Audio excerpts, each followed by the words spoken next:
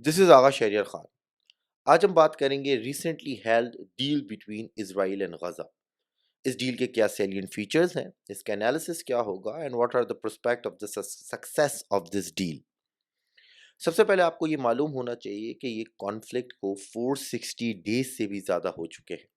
इस कॉन्फ्लिक्ट का आगाज़ हुआ था अक्टूबर 17 2023 के अंदर, और ये डील ऐसे ही नहीं हुई। According to British Red Cross कि almost 45,000 people died in this conflict and more than 110,000 people injured in this conflict, and the whole healthcare system, schooling system, and the social life in Gaza is almost on the verge of collapse। और गजा में जो है वो humanitarian crisis की जैसी situation है।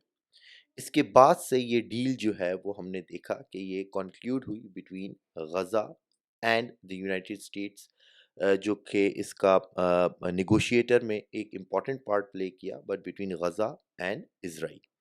तो आइए बात करते हैं इसके सैलिएंट फीचर्स के बारे में। सबसे पहले हम ये देखेंगे कि इस डील के जो है वो 3 फेजेस हैं। फर्स्ट फेज जो है वो इसका इसी संडे से स्टार्ट हुआ है, जो कि 6 वीक का फेज है, जिसमें टेम्पररी पॉज आया है फाइटिंग में। सेकंड फेज इस 6 वीक के बाद से स्टार्ट होगा, जिसमें permanent and on the conflict के बारे में जो है वो डिस्कशन की जाएगी और उसके ऊपर काम किया जाएगा। और फिर थर्ड फेज के अंदर जो है वो comprehensive agreement for Gaza's political and security factor के ऊपर काम किया जाएगा, ताकि वंस एंड फॉर ऑल इस इशू को रिजॉल्व किया जाए। बट इस मौके के ऊपर जो सबसे ज़्यादा डिस्कशन हो रही है या जिसकी डिटेल सबसे ज़्यादा मौजूद है, वो फर्स्ट फेज़ है, यानी टेम्पररी पॉज इन फाइटिंग। अब टेम्पररी पॉज इन फाइटिंग में जो है वो कितनी चीज़ें मौजूद हैं। सबसे पहले जो है वो गज़ा यानी हमास की तरफ से और इज़राइल की तरफ से जो है वो सीज़ फायर की जाएगी, यानी अपने कॉम्बैट ऑपरेशंस को वो लोग स्टॉप करेंगे। उसके बाद से Israeli forces and particularly the Netanyahu and the Israeli political leadership agreed to withdraw from the populous areas of Gaza, जहाँ पर पॉपुलेशन ज़्यादा है, यानी जो उनके अर्बन सेंटर्स हैं, पॉपुलेशन सेंटर्स हैं, वहाँ से उन्होंने विड्रॉ करने के ऊपर एग्रीड किया है। इसके अलावा ये भी डिसाइड हुआ है कि एक बफर जोन जो है वो क्रिएट किया जाएगा बिटवीन इजराइल एंड गज़ा, उस बॉर्डर के ऊपर।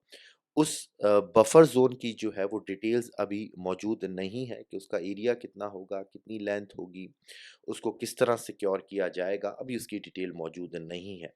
इसके अलावा जी प्रिजनर एक्सचेंज के ऊपर जो है वो एग्रीमेंट हुआ है कि जो हमास की तरफ से जो इस टाइम के ऊपर 100 इजरायली फोर्सेस या वहाँ के लोग जो उन्होंने पकड़े हुए हैं, उसमें से वो 33 लोगों को रिलीज़ करेंगे, और जवाब में इसराइल जो है वो hundreds of women and children जो पैलेस्टाइन साइड से या गज़ा की साइड से उन्होंने कैप्चर किए हुए हैं, वो उनको रिलीज़ करेगा।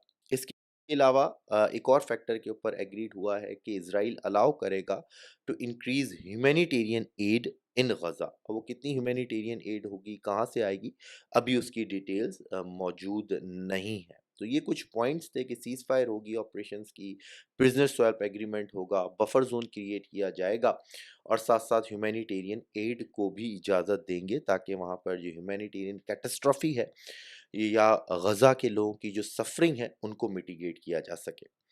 अब सवाल ये पैदा होता है कि ये जो पूरी डील है, यानी अगर हम फ़ेज़ 1 की बात करें तो वो तो टेम्परेरी पॉज़ इन फाइटिंग है। लेकिन अगर हम ज़ूम आउट करके देखें तो इसमें परमानेंट एंड टू वॉर की बात भी है और permanent settlement of Gaza conflict की बात भी है।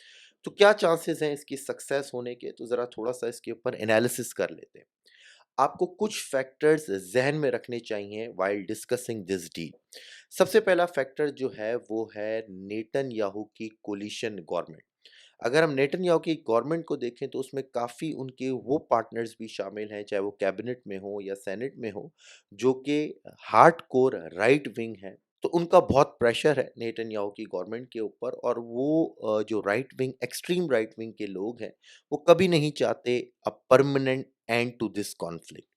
यही वजह है कि according to various news reports of Israeli news agencies, अगर हम उनकी न्यूज़ रिपोर्ट पढ़ें तो वो कहते हैं कि नेतन्याहू ने अपने कैबिनेट के कुछ मिनिस्टर से जो है ये भी वादा किया है कि मेरे ज़हन में ऐसी कोई चीज़ नहीं है या मैं कोई ऐसा स्टेप नहीं लूँगा कि मैं जो हूँ इस परमानेंट एंड टू कॉन्फ्लिक्ट के ऊपर जाऊँ। तो ये भी ज़हन में रहे कि प्रेशर ऑफ राइट विंग जो पार्टनर्स हैं कोलिशन गवर्नमेंट में उनका प्रेशर मौजूद है एंड दैट इज़ व्हाई जो प्रोस्पेक्ट्स हैं वो इतने ब्राइट नहीं है।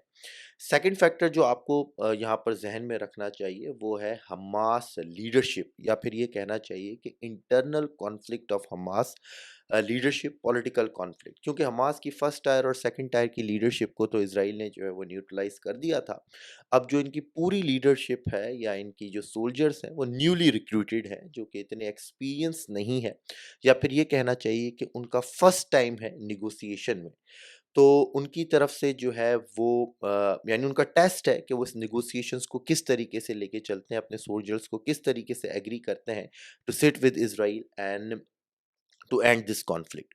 फिर तीसरी चीज़ जो है वो ट्रम्प फैक्टर है। ट्रम्प ने एक बहुत बड़ा रोल प्ले किया in order to conclude this deal. आपको पता होगा जब उनकी कैंपेन चल रही थी तो उन्होंने इसके ऊपर भी काफ़ी बातें की थी कि मैं आते ही जो है वो 2 वॉर्स को या 2 कॉन्फ्लिक्ट को एंड करूँगा। एक है यूक्रेन कॉन्फ्लिक्ट और एक है गज़ा कॉन्फ्लिक्ट, और उनके आने से पहले ही बाइडेन एडमिनिस्ट्रेशन ने ये डील कंक्लूड की ताकि वो इसका क्रेडिट खुद लेके जा पाएँ। अब ट्रम्प कभी नहीं चाहता कि यूएस को एंगेज किया जाए न्यू कॉन्फ्लिक्ट में। अगर आप उनकी पहले भी ट्रम्प देखें तो सीरिया से मिलिट्री फोर्सेस को उन्होंने विथड्रॉ किया। अफ़गानिस्तान का एग्रीमेंट जो है वो उन्होंने तालिबान के साथ किया कतर के अंदर। तो वो कभी नहीं चाहते कि यूएस को एंगेज किया जाए न्यू कॉन्फ्लिक्ट्स के अंदर। तो जब तक ट्रम्प एडमिनिस्ट्रेशन मौजूद है तब तक नेतन्याहू की गवर्नमेंट के ऊपर प्रेशर बना रहेगा कि वो इस डील को जो है वो अपने हतमी अंजाम तक पहुँचाएँ, किसी न किसी तरीके से परमानेंट सेटलमेंट या permanent end to this conflict के ऊपर जाएँ। फिर चौथी चीज़ ये है कि जैसे कि मैंने स्टार्ट में भी कहा था कि इस कॉन्फ्लिक्ट को 460 डेज़ से ज़्यादा हो गए। तो दोनों जगह की जो पॉपुलेशन है, चाहे वो गज़ा की पॉपुलेशन हो या इज़राइल की पॉपुलेशन हो, they are fed up with the conflict और वो चाहते हैं कि इस कॉन्फ्लिक्ट को एंड किया जाए, और यही वजह है कि पब्लिक का प्रेशर भी है दोनों रीजन्स की लीडरशिप के ऊपर कि इस कॉन्फ्लिक्ट का कुछ न कुछ हल निकाला जाए। और अगर हम ये भी देखें कि इज़राइल में नेक्स्ट ईयर इलेक्शन है, तो नेतन्याहू को जो है वो पब्लिक वोट भी चाहिए, पॉपुलर सपोर्ट भी चाहिए, तो वो प्रेशर भी मेंटेन रहेगा। कहने का मकसद ये है कि जो शुरू के हमने 2 फैक्टर जिनकी बात की जिसमें नेतन्याहू की कोलिशन गवर्नमेंट थी एंड हमास न्यू लीडरशिप है, अगर हम उसको देखें तो हम कह सकते हैं कि the probability of the success of this deal is not very high.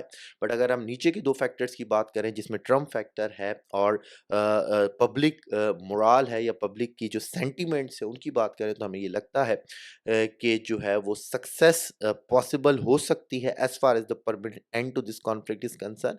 But as far as the political settlement of Gaza situation is concern वो बहुत मुश्किल है, क्योंकि कोई भी पॉलिटिकल सेटलमेंट करने के लिए आपको जो है वो ओवरऑल पैलेस्टीन का इशू रिज़ॉल्व करना पड़ेगा, यरूशलेम का इशू रिज़ॉल्व करना पड़ेगा, और वो होना थोड़ा-सा इस टाइम के ऊपर मुश्किल है। This is it from my side. इंशाल्लाह मिलते हैं अगली वीडियो में। टिल देन अल्लाह हाफ़िज़ एंड टेक केयर।